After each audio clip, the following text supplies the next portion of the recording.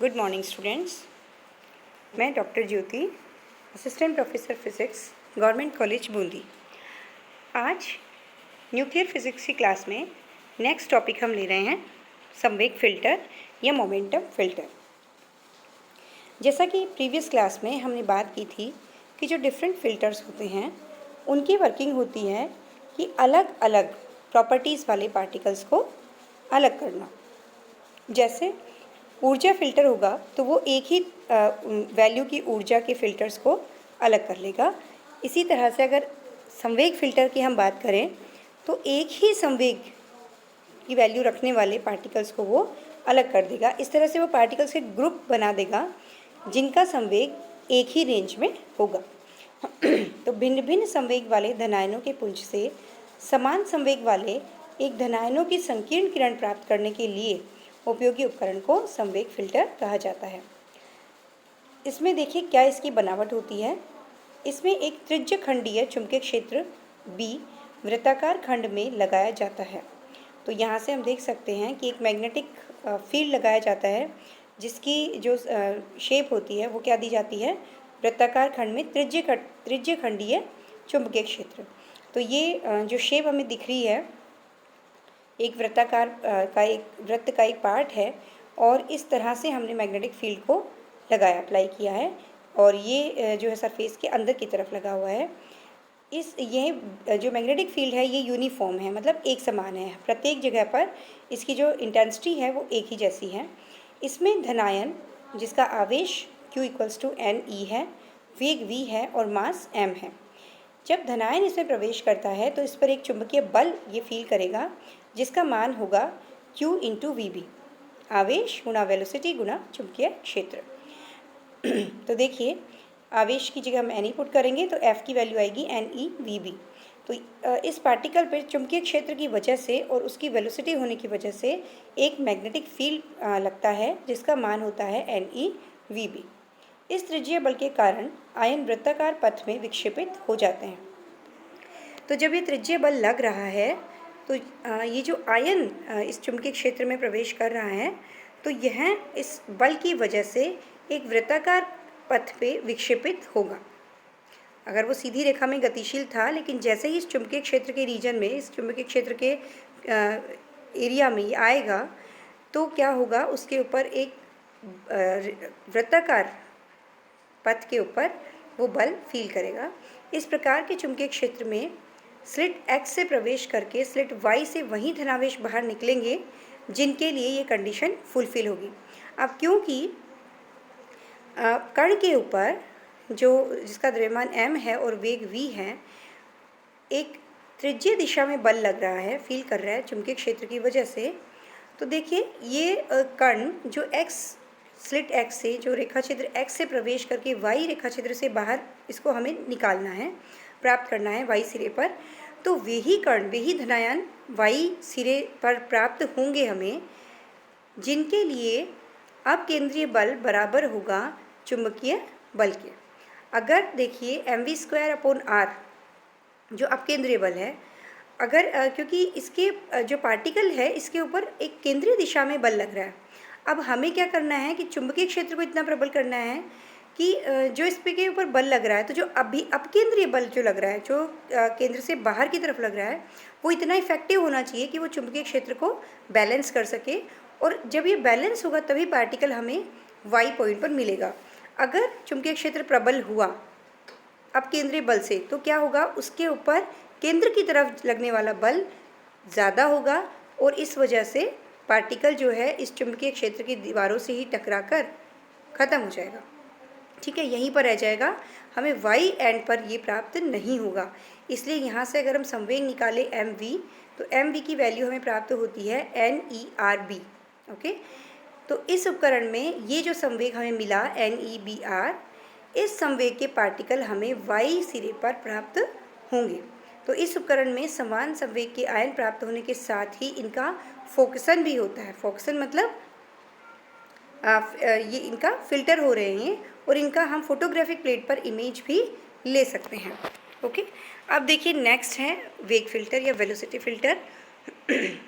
इससे समान वेग वाले आयन हमें प्राप्त होते हैं जैसे संवेग फ़िल्टर में समान संवेग के आयन्स प्राप्त होंगे, ऊर्जा फ़िल्टर में समान ऊर्जा वाले आयन प्राप्त होंगे, इसी तरह से वेग फ़िल्टर में समान वेग वाले आयन हमें प्राप्त होंगे।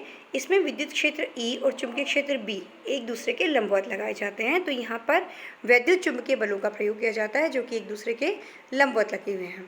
तो देखिए इसमें जैसा कि डायग्राम से दिख रहा है हमें B जो फील्ड है, जो मैग्नेटिक फील्ड है वो सरफेस के अंदर की तरफ है और इसके लॉन्गिट्यूडनल एक इलेक्ट्रिक फील्ड लगा हुआ है जो प्लस से माइनस की तरफ +x to -x वर्क कर रहा है। वेग फ़िल्टर में केवल वही धनायन ही स्लिट्स S1 में से प्रवेश करके अविक्षेपित रहते हुए स्लिट S2 में से बाहर आएंगे, जिनके लिए इलेक्ट्रिक फील्ड इक्विवेलेंट होगा मैग्नेटिक फील्ड की। तो यहाँ पर हमने इन दोनों क्षेत्रों का प्रयोग किया, इन दोनों बलों का प्रयोग किया है, इलेक्ट्रिक फील्ड और मैग्नेटिक फील्ड। तो जब कण जो या धनायन जो है स्लिट S1 से प्रवेश करते हैं तो वो चुंबकीय क्षेत्र से भी विक्षेपित होंगे और इलेक्ट्रिक क्षेत्र से भी वो विक्षेपित होंगे, लेकिन हमें स्लिट S2 पर केवल वही धनायन प्राप्त होंगे जो कि जिनके लिए इलेक्ट्रिक फील्ड और मैग्नेटिक फील्ड दोनों बैलेंस हो जाएंगे और वो अविक्षेपित रहते हुए किसी भी दिशा में अदर डायरेक्शन में नहीं जाते हुए सीधे बाहर की तरफ आ जाएंगे। तो NEE इक्विवेलेंट होगा NEVB। तो ये इसके लिए कंडीशन हो गई और यहाँ से हमें वेलोसिटी की वैल्यू मिलेगी E/B। तो इलेक्ट्रिक फील्ड की इंटेंसिटी अपॉन मैग्नेटिक फील्ड की इंटेंसिटी। तो वेग फ़िल्टर से V वेग वाले समान वेग के आयनों का पुंज प्राप्त किया जा सकता है। तो जिन कणों का वेग E/B की वैल्यू का होगा वो सेम वेग के पार्टिकल हमें मिल जाएंगे। अन्य वेग वाले आयन असंतुलित बल के कारण चैम्बर के अंदर ही विक्षेपित हो जाएंगे और स्लिट S2 से हमें प्राप्त नहीं हो पाएंगे। तो ये हमारा वेग फ़िल्टर हो गया। इसी तरह से एक नया स्पेक्ट्रोग्राफ के बारे में आज हम बात करेंगे, डबल फोकसिंग मास स्पेक्ट्रोग्राफ। तो देखिए अब अभी तक हमने सिंगल फोकसिंग स्पेक्ट्रोग्राफ की बात करी थी, अब हम डबल फोकसिंग स्पेक्ट्रोग्राफ की बात कर रहे हैं। यह स्पेक्ट्रोग्राफ एक बेलनाकार स्थिर वैद्युत ऊर्जा फ़िल्टर तथा एक चुंबकीय संवेग फ़िल्टर से मिलकर बना होता है। तो दो जो फ़िल्टर्स जिनके बारे में हम पढ़ चुके हैं उन दोनों फ़िल्टर्स को यहाँ पर मैच कर दिया गया है, कंबाइंडली उनका एक इंस्ट्रूमेंट बना दिया है, एपरेटस बना दिया हमने। तो एक तो है बेलनाकार स्थिर वैद्युत ऊर्जा फ़िल्टर जो कि ऊर्जा फ़िल्टर है बेसिकली, और दूसरा है संवेग फ़िल्टर जिसमें चुंबकीय क्षेत्र का उपयोग किया जाता है। तो ऐसा द्रव्यमान स्पेक्ट्रोग्राफ जिसमें आयनों के वेग और दिशा दोनों का फोकसन होता है द्विफोक्सी द्रव्यमान स्पेक्ट्रोग्राफ कहलाता है। तो इसमें एक तो आयनों के वेग का भी फोकसन होगा और वेग की और आयनों की दिशा का भी फोकसन होगा। तो ये जो इस तरह का जो स्पेक्ट्रोग्राफ होता है that is called double focusing mass spectrograph. अब देखिए इसके हम डिफरेंट एलिमेंट्स के बारे में पढ़ते हैं, इसमें क्या क्या जो इसकी संरचना होती है वो किस किस से मिलके बनी है। तो इसमें आता है फर्स्ट आयन सोर्स। तो आयन स्रोत में देखिए विसर्जन नली, एक विसर्जन नली होती है जिसमें अल्प दाब पर अभीष्ट गैस भरी होती है जिसके आयन की हमें रिक्वायरमेंट है, जिसके परमाणु का हमें मास ज्ञात करना है, निकालना है। तो इसमें एक अल्प दाब के ऊपर गैस भर दी जाती है विसर्जन नली में, जिससे गैस के धनायन प्राप्त किए जाते हैं। इसमें एनोड और कैथोड के मध्य बहुत हाई वोल्टेज लगाया जाता है, लगभग 20,000 वोल्ट का। इससे क्या होगा, गैस के आयन्स का निर्माण होगा। इस आयन सोर्स से विभिन्न द्रव्यमान और वेग के आयन उत्सर्जित होंगे। कैथोड से निर्गत जो धनायन पुंज होगा वो स्लिट S2 से ऊर्जा फ़िल्टर में प्रवेश करेगा। तो आयन सोर्स से जो आयन्स मिलेंगे गैस के, जो पॉजिटिव आयन मिल रहे हैं वो ऊर्जा फ़िल्टर में नेक्स्ट जो पार्ट है इसका आयन सोर्स के बाद में वो होता है ऊर्जा फ़िल्टर, एनर्जी फ़िल्टर। अब देखिए स्लिट S2 से प्रवेश करने वाले धनायनों का किरण पुंज एक π/√2 कोण के चाप के रूप में स्थिर वैद्युत बेलनाकार ऊर्जा फ़िल्टर, जिसे हम विश्लेषक या एनालाइज़र कह रहे हैं, ई में जाता है। स्लिट S2 से जो प्रवेश कर रहे हैं धनायन, उनका किरण पुंज एक π/√2 कोण के आर्क के रूप में स्थित होता है ये वैद्युत बेलनाकार ऊर्जा फ़िल्टर। तो इसका जो जिस एंगल पर ये होता है दैट इज़ π/√2, और वहाँ पर एक ऊर्जा फ़िल्टर जिसे हम एनालाइज़र कह रहे हैं उसका हमने नाम दिया ई। तो ये ई में जाएगा। इस विश्लेषक की जो त्रिज्यीय बेलनाकार प्लेटों के बीच, जिनकी त्रिज्या आर की वैल्यू जो रेडियस ऑफ कर्वेचर है इसकी वो 25 सेंटीमीटर होती है। तो ये जो प्लेटें लगी होती हैं वो बेलनाकार होती हैं। बेलनाकार प्लेटों के बीच उच्च विभव आरोपित करने पर केवल निर्धारित ऊर्जा वाले धनायन ही बेलनाकार अक्ष के अनुदिश गति करके रेखा छिद्र S3 से, मतलब इसके जो एग्जिट होगा वहाँ से फोकसित किरण पुंज के रूप में निर्गत होते हैं। तो यहाँ पर जब हम एक हाई वोल्टेज अप्लाई करेंगे तो केवल क्या होगा, एक पर्टिकुलर एनर्जी वाले ही पार्टिकल यहाँ से बाहर निकल पाएंगे।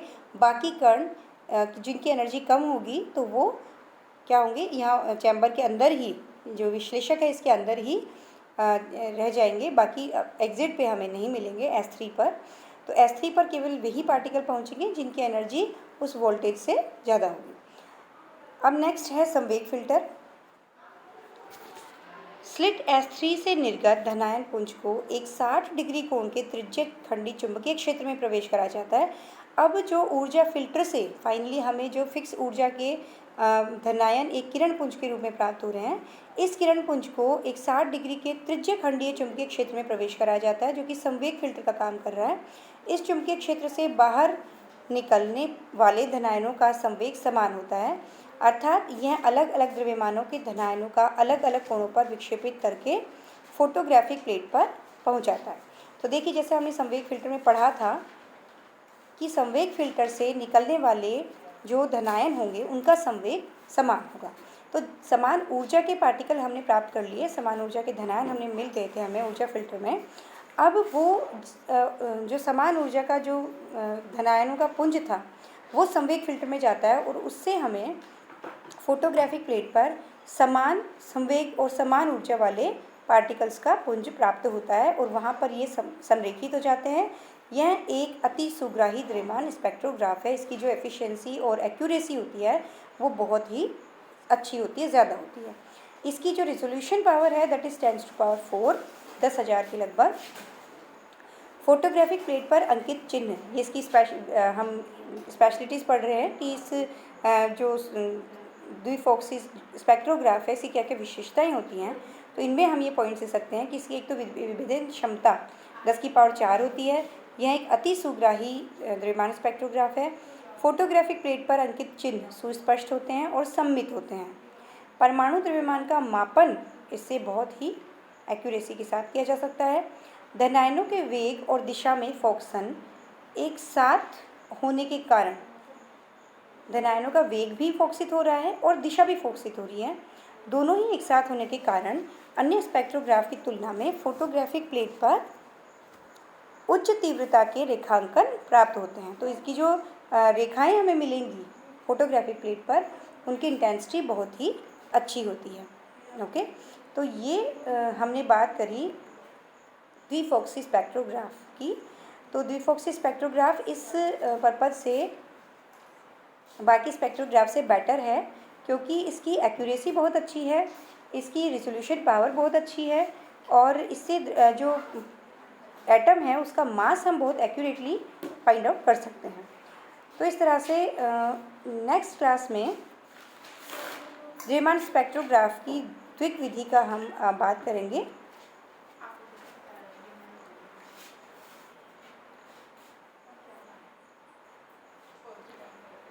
इसको हम थोड़ा देख लेते हैं आज। Doublet method in mass spectrography. द्रव्यमान स्पेक्ट्रोग्राफ में आयन सोर्स या फोटोग्राफिक प्लेट की एक्सपोजर टाइम को मैनेज करके लगभग समान m/ne वाले आयनों के लिए लगभग समान तीव्रता की द्रव्यमान डबलेट्स रेखाएं प्राप्त होती हैं।